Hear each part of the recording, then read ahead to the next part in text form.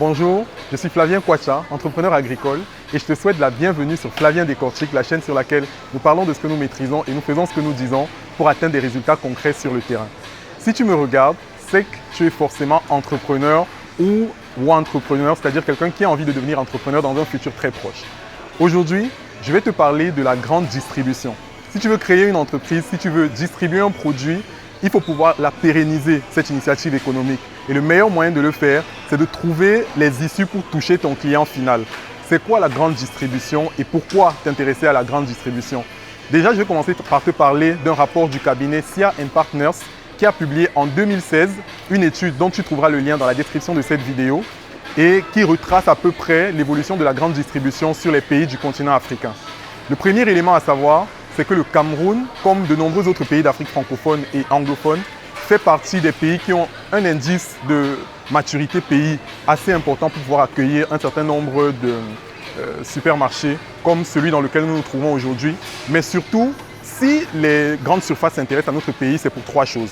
Premièrement, parce qu'il y a un pouvoir d'achat local qui commence à être relativement significatif. Deuxièmement, parce que les personnes qui s'intéressent à nos produits ont besoin d'une certaine qualité, un gage d'assurance. Et enfin, troisièmement, parce qu'il y a de bonnes perspectives de développement.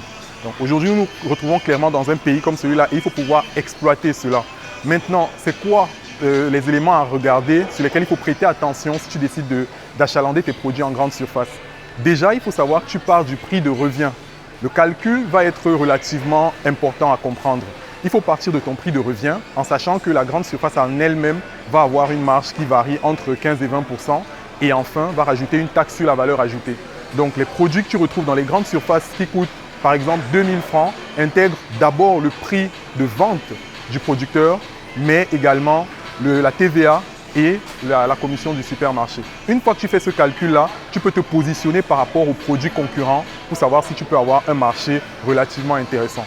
Maintenant, quels sont les avantages et les inconvénients d'être achalandé en grande surface?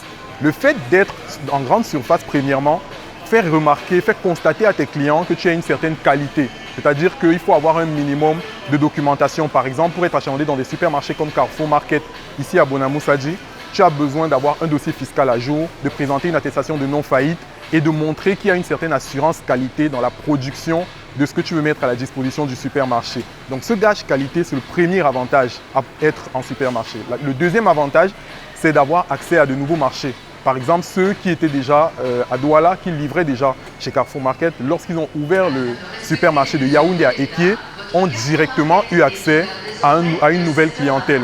Le troisième élément, c'est de pouvoir notamment bénéficier d'un minimum de relations clients parce que quelquefois, les clients posent des questions auxquelles on a besoin de répondre, ont besoin d'une certaine attention. Parfois, on crée des entreprises relativement petites où il n'y a pas une grande ressources humaines. Donc c'est important de pouvoir travailler avec des grandes surfaces comme celle-ci qui permettent justement de répondre aux clients et de leur montrer que vous leur prêtez une certaine attention. Mais je précise toutefois qu'il y a un certain nombre de challenges, c'est-à-dire que dans une surface de grande distribution comme ici, il y aura également des produits concurrentiels. Donc il est important de pouvoir se démarquer avec quelque chose de spécifique pour que le client constate qu'effectivement, on a des produits, mais dans la catégorie de ces produits-là, on a un produit X qui arrive à apporter quelque chose de différent. Et enfin, il faut bien sûr avoir une certaine taille, prétendre à une certaine qualité parce que vous ne pouvez pas produire de façon manuelle sans respecter aucun standard et être achalandé en grande surface parce que la demande est également extrêmement importante. Je vais terminer par trois conseils que je te donne si jamais tu souhaites achalander tes produits en grande surface. Le premier conseil, c'est d'avoir un produit innovant. Si aujourd'hui au Cameroun, tu me parles de jus de fruits, d'huile de piment, j'ai envie de te citer une centaine de marques qui existent déjà sans forcément pouvoir dire quelle est la différence entre chacune d'elles. Donc positionne-toi sur un produit différent, montre qu'il y a quelque chose de spécifique. Où sont passées par exemple les pâtes dentifrice made in Cameroun ou les poudres de fruits, poudre de piment, ça se voit un peu gingembre, mais les poudres de citron, de pamplemousse, de papaye, c'est quelque chose qui peut extrêmement bien marcher dans notre environnement. Mon deuxième conseil, c'est de pouvoir mettre en avant ton potentiel commercial. La grande surface qui accepte d'achalander tes produits veut également faire de la vente. Donc, il faut pouvoir montrer qu'en dehors de cette grande surface-là, tu as pu déjà vendre tes produits, donc que les clients veulent les acquérir et ce sera un plus pour toi pour être achalandé sur la grande surface. Mon troisième conseil, c'est de travailler l'identité de marque. récemment, j'étais au Salon international de l'agriculture à Paris où une dame de nationalité malienne faisait la remarque que les savons, les huiles made in Africa qu'on retrouve sur les étalages ont de différents que leurs étiquettes. On a l'impression que ce sont les mêmes produits, mais avec des étiquettes différentes. Donc, c'est à nous de pouvoir apporter quelque chose de différent et de montrer que définitivement, on a des produits qui ont une certaine spécificité et qui peuvent avoir une valeur ajoutée pour le client.